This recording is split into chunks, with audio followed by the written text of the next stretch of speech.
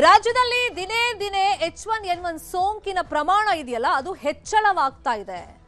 ಬೆಂಗಳೂರಲ್ಲಿ ಕೇಸಸ್ ವರದಿ ಆಗ್ತಾ ಇತ್ತು. ಬೆಂಗಳೂರಿನ ಬಳಿಕ ಈಗ ಹುಬ್ಬಳ್ಳಿಯಲ್ಲೂ ಆತಂಕ ಇದೆ H1N1 ಕುರಿತಾಗಿ.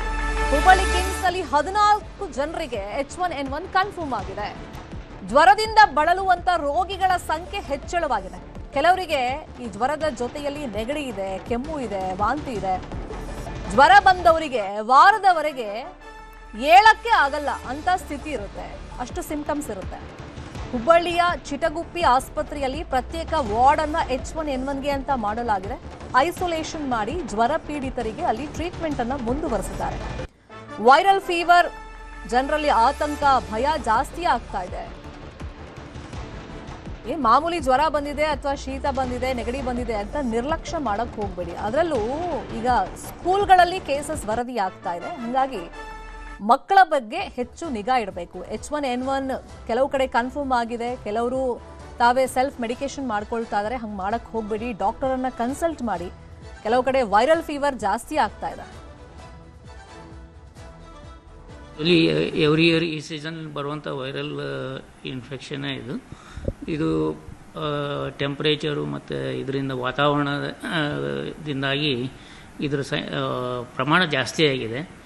ಆದರೆ ಇದು ಸೆಲ್ಫ್ ಲಿಮಿಟಿಂಗ್ ವೈರಲ್ ಇನ್ಫೆಕ್ಷನ್. ಕೆಲವೊಂದು ಟೆಸ್ಟ್ ಮಾಡಿದಾಗ H1N1 ಪಾಸಿಟಿವ್ ಬರ್ತಾವೆ, ಅದರ ಸಂಖ್ಯೆನೂ ಜಾಸ್ತಿ ಇದೆ. ಹೆಚ್ಚಿನ ಅಪ್ಪರ್ ರೆಸ್ಪಿರೇಟರಿ ಟ್ರ್ಯಾಕ್ಟ್ ಇನ್ಫೆಕ್ಷನ್ಗೆ ಅಷ್ಟೇ ಸೀಮಿತ ಆಗಿದೆ. ಲಂಗ್ ಇನ್ಫೆಕ್ಷನ್ ಜಾಸ್ತಿ ಕಂಡು ಬರ್ತಾ ಇಲ್ಲ. ಲಂಗ್ ಇನ್ಫೆಕ್ಷನ್ ಇದ್ದರೂ ಅದು ಇಮ್ಯುನೋ ಕಾಂಪ್ರಮೈಸ್ಡ್ ಪೀಪಲಲ್ಲಿ ಮಾತ್ರ ಹೆಚ್ಚಾಗಿ ಕಂಡು ಬರ್ತಾ ಇದೆ. ವರ್ಷಕ್ಕಿಂತ ಇದು ಭಾಳ ಏನು ಜಾಸ್ತಿ ಆಗಿಲ್ಲ. ನಾವು ಟೆಸ್ಟ್ ಮಾಡೋ ಇದು ಜಾಸ್ತಿ ಆದರೆ ಇನ್ನೂ ಸ್ವಲ್ಪ ಹೆಚ್ಚಿನ ಸಂಖ್ಯೆಯಲ್ಲಿ ಬರ್ಬೋದು. ಆದರೆ OPD ಪೇಷಂಟ್ಗಳಿಗೆ ನಾವು ಹೆಚ್ಚಾಗಿ ಟೆಸ್ಟ್ ಮಾಡೋದಿಲ್ಲ. ಅದನ್ನು ಆ ಥರ ಗೈಡ್ಲೈನ್ಸು ಇಲ್ಲ OPD ಪೇಷಂಟ್ಗಳಿಗೆ H1N1 ಚೆಕ್ ಮಾಡಬೇಕಂತ. ಫೀವರ್ ತುಂಬ ಹೆಚ್ಚಿಗೆ ಆಗ್ತಿದೆ. ಈಗ ಕೆಮ್ಮು, ನೆಗಡಿ, ಜ್ವರ ಎಲ್ಲರಿಗೂ ಬರ್ತಾ ಇದೆ.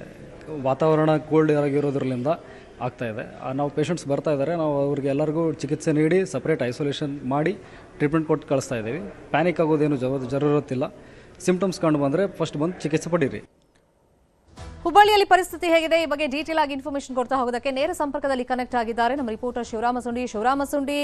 ಈಗ ವೆದರೇ ಹಂಗಿದೆ, ಹಾಗಾಗಿ ಸಿಂಪ್ಟಮ್ಸ್ ಬಂದಂತ ತಕ್ಷಣ ಡಾಕ್ಟರ್ನ ಕನ್ಸಲ್ಟ್ ಮಾಡೋದು ಒಳ್ಳೇದು, ಮತ್ತೆ ಟೆಸ್ಟ್ಗೆ ಒಳಪಡೋದು ಕೂಡ ಒಳ್ಳೇದು. ಎಸ್ಪೆಷಲಿ ಈಗ ಮಕ್ಕಳಲ್ಲಿ ಹೆಂಗ್ ನಿಗಾ ಇಟ್ಟಿದ್ದಾರೆ?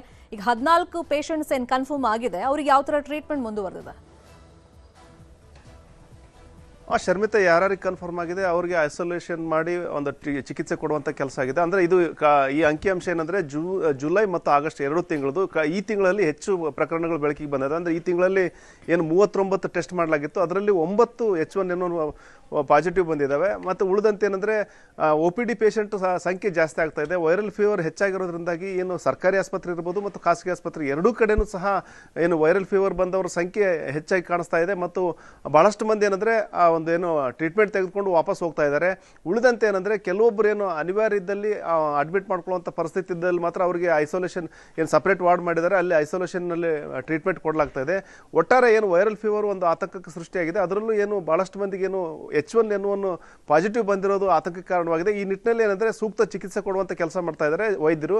ಜೊತೆಗೆ ಏನಂದರೆ ಅಗತ್ಯ ಮುನ್ನೆಚ್ಚರಿಕಾ ಕ್ರಮ ಕೈಗೊಳ್ಳಬೇಕು. ಯಾಕಂದರೆ ಈಗೇನು ಜ್ವರ ಬರ್ತಾ ಇದೆ, ಬಂದದಂತೇಳಿ ನೆಗ್ಲೆಕ್ಟ್ ಮಾಡಬಾರ್ದು. ವೈದ್ಯರನ್ನ ಸಂಪರ್ಕ ಮಾಡಿ ಅಗತ್ಯ ಟ್ರೀಟ್ಮೆಂಟ್ ತೆಗೆದುಕೊಳ್ಬೇಕಂತೇಳಿ ವೈದ್ಯರು ಸಲಹೆ ಕೊಡ್ತಾ ಇದ್ದಾರೆ.